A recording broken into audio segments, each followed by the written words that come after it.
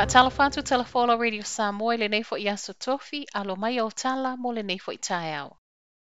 Ua whaailoa e le malo suinga o le whaatautainga o ngā luenga le ACC, i le mai a whaasala lau e le awhai ngā luenga o whaamatalanga patino i tangata e ana tālo sanga. Se fulu lua tāta whai ngā luenga le ACC po le vaengo tau i o whaalavlawe whaafuasei.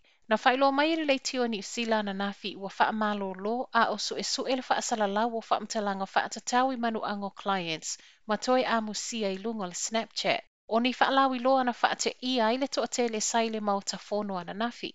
Ma il manato le taitai o le National o ia fo isa a vea ma minister le ACC i tausanga walu, Judith Collins, e ta tawana tūtuli uma i lātou nei, ona e le whaatanga ina nei a mio i totono se whale whai ngā luenga, o lo o malu ai wha maunga o tangata lau tele. A o tala no ina le nei mata upu i totono o le palemene na whaatalo sanga i e sui o le maota le ta tawana whai o ni suinga, i le whaatautainga o ngā luenga le au whai ngā luenga. I se tali mai a lena a vea maso upo le minister le ACC, Carmel Sepuloni, ua whaatata mai ai ua anga i mai suinga. A o so e lale soli o ta i ala lo lima ta ita ina i ngā luenga e tapu wa ile wha iloa suafa mwhamtalanga whaatatau i so o se tangata. E fōlinga mai e le fōu lea a mio e pei ona toenga ngā nai se tasi sa ngā lua i le call center le ACC i Hamiltone i tala ale le tio New Zealand. Ua mōlia le tangata lona lua il mata upu na fasi o tia i le talavau se fulu iwa tausanga o papatoetoe i Aukilani.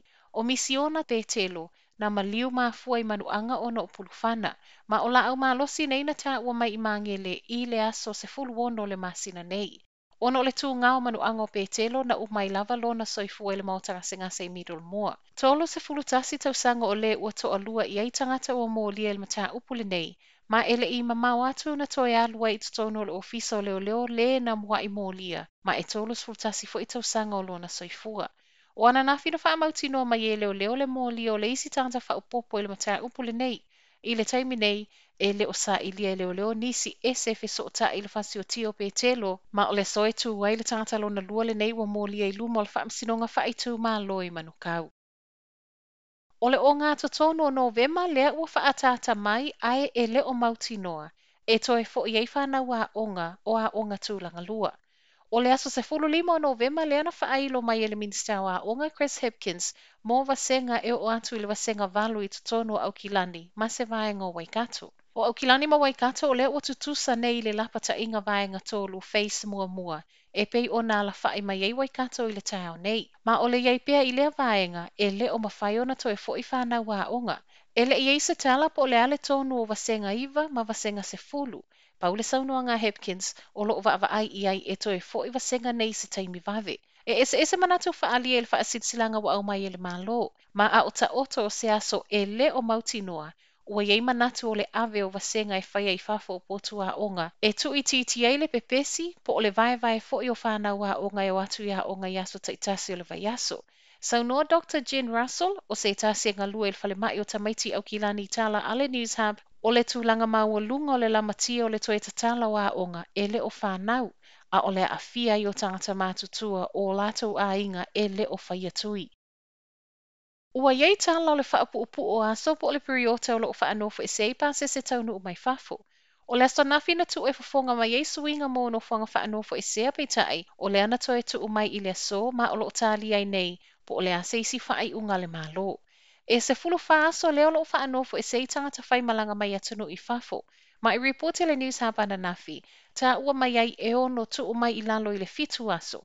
So o atu ai maso e tolo e whaanofo e sea i le fale. So no le minister COVID Chris Hipkins, o lo wa aina i e vave aloa ia suinga o le a whailoa mai le so, mō nofuanga whaanofo i sea. Whai watu i tala mai Ausitalia, o le vai aso fau leo le ama whai ei ona whaatau e tangata Ausitalia Rapid Antigen Test Kit mai supermarketi. O se isi whainga leo lo whaonga ne esu e lea a fio le tangata i le COVID. Ma o le asa mua Novema leo u whailoa mai o le ama whai ei e tangata Ausitalia ona whaatau, ma wha o ngā i whale wha apea ngā luenga e au noa ma le tau mo o mio se fō mai na te whaia. Wha alia el pale mia Scott Morrison ana nafi, e lo iei se fuafuanga le malo e o fua mai nei test i lalo le Medicare, ma e leo iei fo ini a inga e ai no fuanga e mawhaiona wha atau ai, se ia vanga nā nisi o i tu e te tauna muli ta ia i wha asara launga wha apisinisi. O antigen test nei e mawhai o na vave mauai le whae ungo siakil COVID, pe tusa ma le 15 minuti, ma o Coles le ulua i supermarketi wa sautala, o le a mua mua lātou whaatawina. Tu mai i a New Zealand, ua whailo le countdown leo lo o wha malu malu i lalo le Woolworths a Australia, e le o yeisa manatu lātou te sapalaina lea o loa i tutonu New Zealand, ma o le atu upea i le matanga luenga le soifua malu loina. O tala nao le tae au, manuia le nei aso.